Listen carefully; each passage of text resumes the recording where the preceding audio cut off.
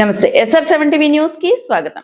కక్షతో భద్రత తొలగించారా? వనపతిలో బీఆర్ఎస్ ఆగ్రహం. వనపతి జిల్లా కేంద్రంలో రాజకీయ వేడి పెరిగింది.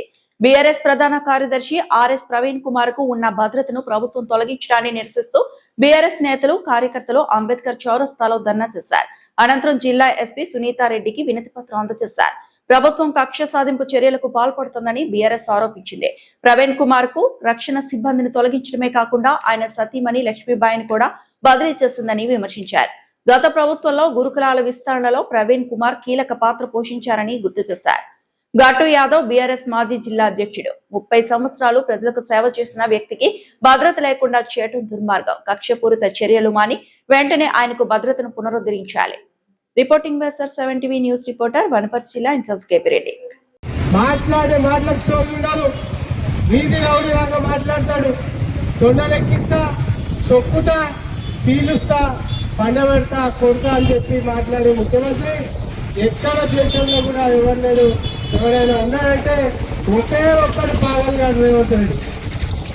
నిజంగా కూడా మరి మాజీ మంత్రులకు కానీ మాజీ IPSలకు కానీ రాష్ట్ర ప్రభుత్వం దేశ వ్యవస్థలోనే రక్షణ కల్పించే విధంగా ఇవాళ వాళ్లకు రక్షణ ఏర్పాటు చేయడం జరిగింది. ఇప్పటికి కూడా కాంగ్రెస్ పార్టీలో గతంలో 9 ఏళ్ళు బీఆర్ఎస్ పార్టీ ఉంటే గతంలో ఉన్న మరి మీ మాజీ మంత్రులకు మేము సెక్యూరిటీ ఇవ్వలేదా?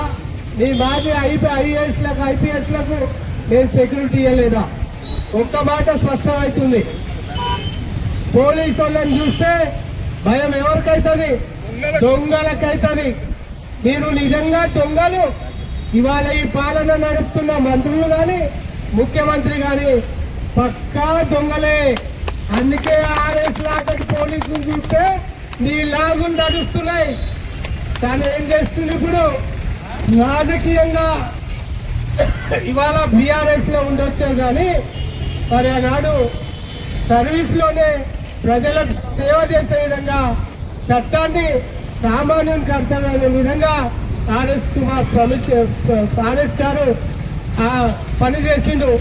గురుకులాలని గౌరవ కేసీఆర్ గారు కూడా చాలా దళిత బహుజనుల బిడ్డలందరూ కూడా ఉన్నత చదువులు చదవాలంటే గురుకులాలే చదవలేమని చెప్పి ఆనాడు ఉన్న ముఖ్యమంత్రి కేసీఆర్ గారితో 10 సంఖ్యలో ఉన్నటువంటి గురుకులాలను 100ల సంఖ్యకు తీసుకొచ్చి ఎవరెస్ట్ శిఖరాన్ని కూడా దళిత బిడ్డలను గిరిజన బిడ్డలను ఎక్కించిన చరిత్ర RS ప్రవీణ్ కుమార్ గారిది.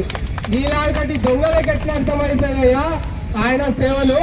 మీరు నిజంగా కూడా క్రైమ్ అంటే ఏందో క్షుణ్ణంగా చట్టం తెలిసిన వ్యక్తి, ఓ పార్టీ ప్రధాన కార్యదర్శిగా ఉండి ఇవాళ మన దొంగతనాలు దోపిడీతనాలను బయట పెడతాడనే దురుద్దేశంతోనే కేవలం ఆయన రక్షణను వెనక్కి తీసుకోవడానికి కారణం, ఆయన భద్రతను వెనక్కి తీసుకోవడానికి కారణం తనను అంతం చేయడానికి ఈ కాంగ్రెస్ గూండాలు పసిగట్టుకొని RS ప్రవీణ్ కుమార్ గారిని అంతం చేయాలని చెప్పి ఈ రక్షణ వ్యవస్థను వెనక్కి తీసుకున్నారు బిడ్డ. ఈ తెలంగాణ సమాజం మొత్తం కూడా గిరిజన హరిజన బిడ్డల మాత్రం ఏకమైతే మేము ఉత్సవస్తే కొట్టుకపోతాం. నా కొడుకులాగా మా నాయకుడి మీద చేసిన మా నాయకుడి మీద ఎలాంటి సంఘటన జరిగినా మీ తోలు ముడతారు బిడ్డ అని చెప్పి ఈ సందర్భంగా తెలియజేస్తున్నాం.